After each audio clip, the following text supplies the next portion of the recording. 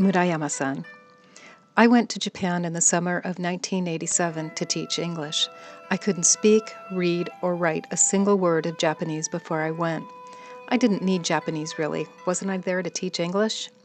Before long, though, seeing what seemed like millions of people a day in the trains, the streets, and the shops, and never uttering a word or being spoken to or understanding the conversations or writings around me began to take its toll. I'd never felt so lonely and isolated, and a simple fix like going home for the weekend wasn't an option. I often thought about giving up and just accepting that I had failed at my first experiment into adulthood after college. That was when I met Murayama-san, a stern-looking yet jolly woman in her 60s at the Sento, or public bathhouse. Since my apartment in an older neighborhood of Tokyo didn't have a bath, I had to go to the Sento every day. One night, Murayama-san sat up next to me, and we both politely bowed and smiled, each acknowledging the other in silence as usual.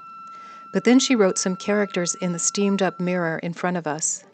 After getting my attention, she pointed to herself and the characters, and in her big, warm, booming voice, slowly pronounced her name, Murayama. I understood she was introducing herself. I wrote my name in English and did the same. Murayama-san called the other regular bathers over, and before the night was through, I had been introduced to the other ladies in the same way. From then on, I was determined to learn Japanese. My new Sento friends were just as eager to teach me, bringing me children's books, teaching me phrases, correcting my pronunciation and grammar. My first real phrase was, "Atsui kedo kimochi ga ii desu." The water is hot, but it feels good. Not a phrase you'll find in a traveler's phrasebook. I became good friends with Masami-san, one of the only women my age. We walked to and from the Sento nightly, sharing our experiences and exchanging insights into our own cultures, in Japanese or English, but most often in Jinglish. With less need for public bathhouses, the owners of the Sento decided to close down. A parking lot would be more profitable. We had a farewell party the last day the Sento was open, and we continued our nightly baths at the next closest Sento, a modern one that had none of the charms of ours.